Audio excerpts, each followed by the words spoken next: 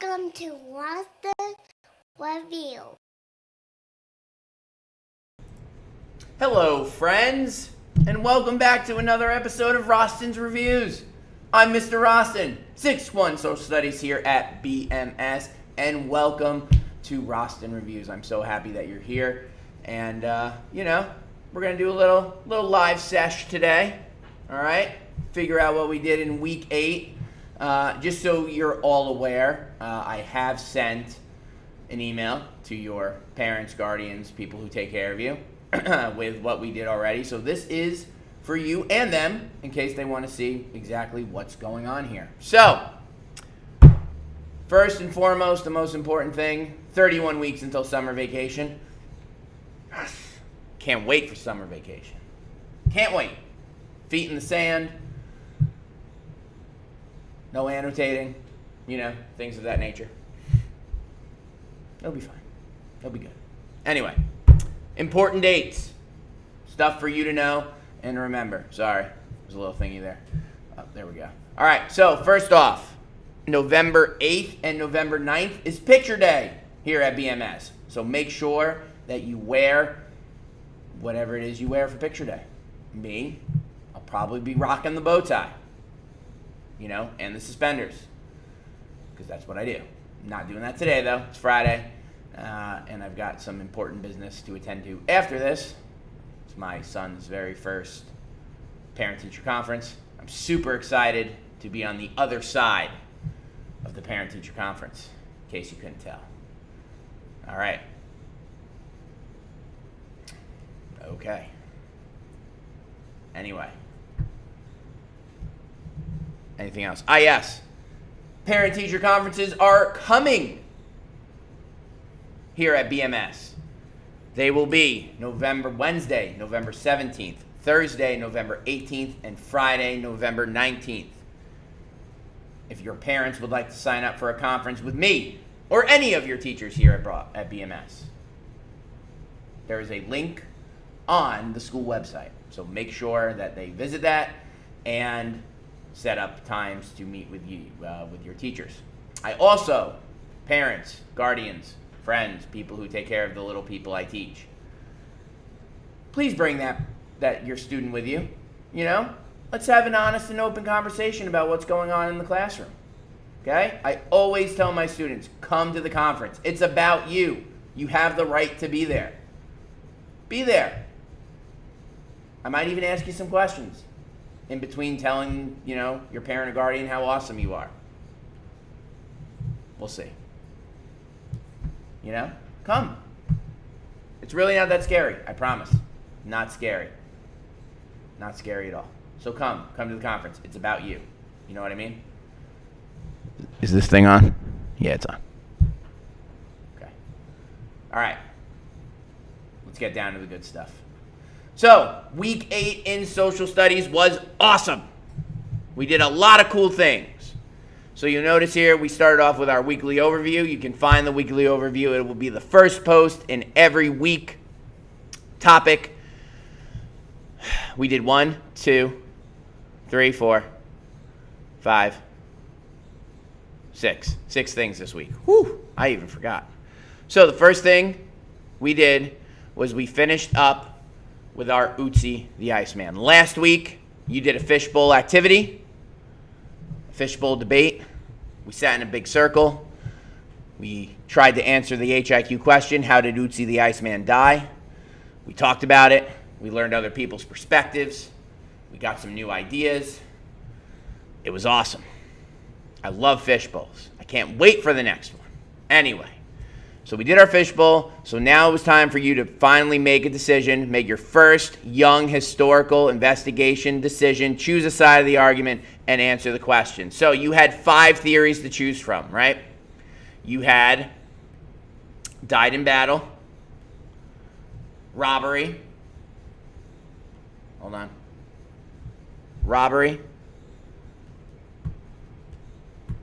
assassination, ritual sacrifice, or hypothermia. You wrote a peel paragraph answering the HIQ here in these boxes. right? So let's review how you write appeal paragraph, shall we? Oh, wait, this one. We'll do this one. Point. Start off with your point sentence. It's your reason, right? It's your side of the argument. It's giving you your reason why your side of the argument is correct. You can start it in a variety of ways. For our purposes, we started with Otzi died from.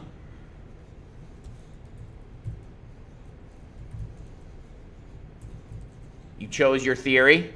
So for our example, we're just going to use hypothermia. Because. And then you gave a reason why. Pretty simple stuff.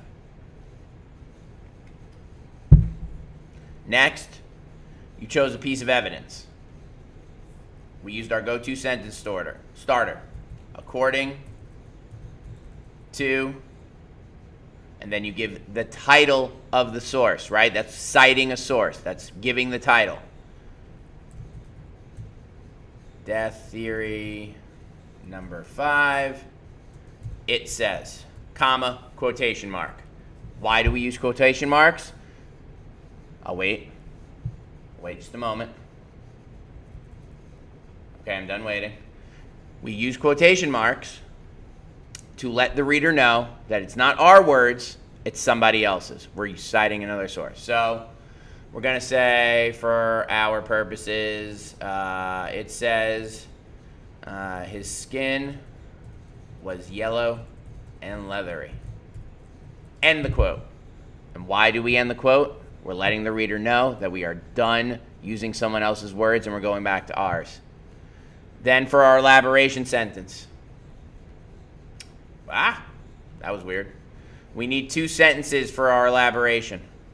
First, this evidence means, and you're explaining what the evidence means in your own words. Then, let me just make this bigger. Then, you're going to show how the evidence proves your point. This proves Otzi died from hypothermia because, and you're going to explain how the evidence shows. Now your link sentence. In conclusion, Otzi died from hypothermia because, and whatever your reason is. Okay? That's how you write appeal paragraph. Remember, appeal paragraph is like an ice cream sundae. Okay? Your point sentence, that's your serving vessel, your bowl. The evidence and elaboration, that's your ice cream and toppings, right? That's your cookie dough ice cream with sprinkles and whipped cream and hot fudge and caramel. And then the link, that's the spoon, right? That's how you get to eat the ice cream sundae. All right, need all 4 of those in order to have a successful argumentative paragraph. So, going back to our schedule, we did that. You filled out for homework a fishbowl reflection. Some of you still have not done that. It would be nice if you did. Please do that as soon as possible. That'd be great. Then, we did another puzzle.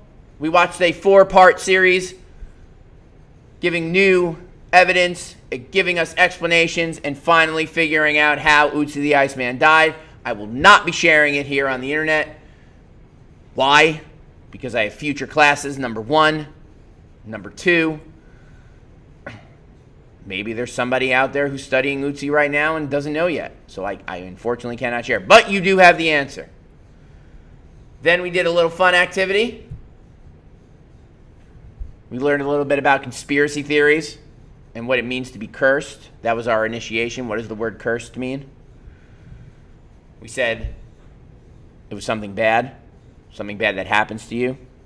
It's supernatural sometimes. You know? We talked about where it came from and how if you interact with something or someone and then something bad happens to you, it's because you're cursed or been cursed. So we looked at a group of people who worked with Otzi the Iceman, and we had to figure out whether or not those people died mysteriously because of working with Otzi or whether it was just a coincidence. Now, I know I shared this with you during class. I don't believe in coincidences. However, some of this stuff is just outrageous. Okay?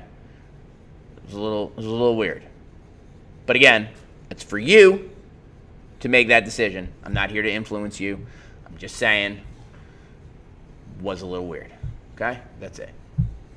Yesterday with blue, and today with red, orange, yellow, green, we learned about our final project of the unit, Otzi the Iceman project. It's a choice board. It's very exciting. You have a bunch of different options. Let's just remind you of a few of them. You have art. You can make a comic strip. You can do a video interview, a mock interview. I have a student who's going to play both the interviewer and Otzi at the same time, and he's just going to cut the film, which is awesome. Good on you. You know who you are. A drawing, a historical interpretation of a point in time of Otzi's life. A song about Otzi. A personal narrative. I keep on hitting that. Writing a story from the first person point of view about Otzi the Iceman, you know. Like I said in class, some of my students last year wrote journal entries leading up to the day of his death. Some of them were really, really good. Some of them did a little foreshadowing as to what was going to happen to him the next day. That was awesome, especially for 6th grade. Legit stuff. All right? Be creative. Okay? Be creative. Podcasting. You know me. I used to run the podcast club here at Broadview. Some of you found the website. Shouts to you. You know? Maybe we'll bring it back one day when the babies and the kids are older and I don't have to pick them up from daycare and get them off the bus anymore. Maybe one day. We'll see. See if there's interest. Okay? Podcast. Create a podcast describing Otzi's last days. So you could do it either as like a story and sharing your findings of how Otzi the Iceman died. You can do an interview. I had students last year who got either their parent or grandparent or guardian or friend, and one of you was Otzi, one of you was the interviewer. Really good stuff. Okay? Be creative. Video. Film the reenactment. I had a student last year. She knows who she is. I'm not going to say her name over the internet, but she knows who she is. Made a great reenactment with her dog. It was phenomenal. Great stuff. Shouts to you. You know who you are. Last but not least, you can go really old school and make a model. Create a model showing part or a sequence of scenes. You know, that old-fashioned diorama in a shoebox or a cardboard box. Whatever it is. Somebody asked me today, said, Mr. Rosten, where can I get some cardboard? Great question. I'll tell you. Go to the supermarket. Ask them for cardboard boxes. They will give you.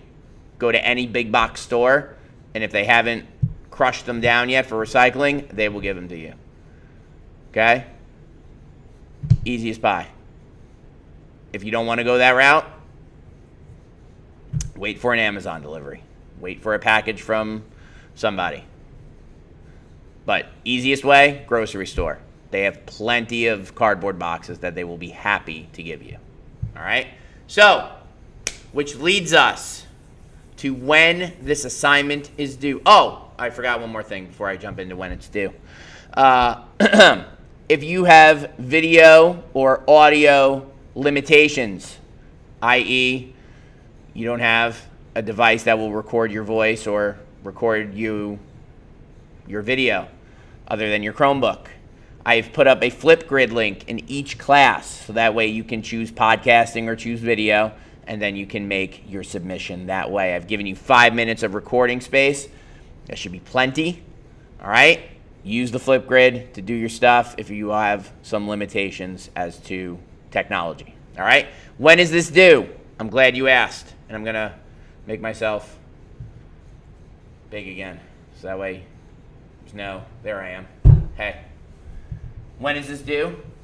For blue class, this is due when you walk into class on Thursday, October 28th. That's next Thursday. Okay? For red, orange, yellow, green, Friday, October 29th, when you walk into class. Now, something we're doing this year that we haven't done before, we're presenting. Why? Because as I told you in school, it's a life skill. You need to learn how to talk to people. Remember, we've all been isolated, only talking to our family members for a year and a half. Now that we're back, it's time to start working on our social skills because we're in social studies. So we're going to present our presentations. Doesn't have to be that long. 1 to 2 minutes. Not scary. Remember, this is a safe, fun learning environment. You are going to be supported by me. You're going to be supported by your peers, your teammates, as we say here. And it's going to be wonderful. Wonderful! I can't wait. I'm so excited. Is that it? Is that all we did? I think so. Oh, I forgot. We did a social emotional learning activity today. We learned about time management. So parents and guardians, ask your students what the keys to time management are. There's 2 of them, by the way. 2. 1, or I'll wait. You can pause the video or just mute me or whatever, and I'll be back. Okay, that's enough time. First key, prioritizing the tasks, right? Put them in order. What's most important, what's least important, what's in the middle. You do the most important thing first, and then work your way down, checking them off the list as you go. 2, keeping a routine, making sure you do the same thing. So you write down your list, you check it over, do the top thing first, work your way down the list. 2 keys, time management. Prioritize, routine. Bam. That's it. That's it for Rosten Reviews. I would like to add a new segment in, though. We're going to add a new segment in today.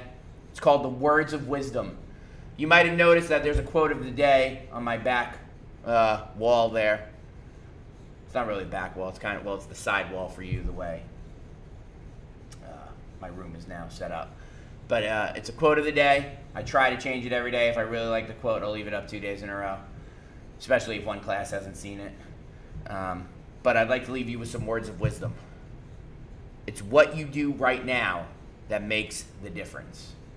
And that was my quote of the day for Thursday. It's what you do right now that makes the difference. So take that for what it is. All right. We'll be back in 2 weeks with our next Rosten Reviews. Hopefully by that point we'll have started our second unit, Mesopotamia. It's going to be dope. That's all I got for you. Next week, working on the choice board, getting ready to present. Blue class on Thursday, red, orange, yellow, green on Friday. That's it, baby. We had a great week this week. I hope you have a wonderful weekend. Take some time to recharge the batteries, because on Monday, Rosten is bringing it in social studies. Peace be with you, and with you, Rosten out.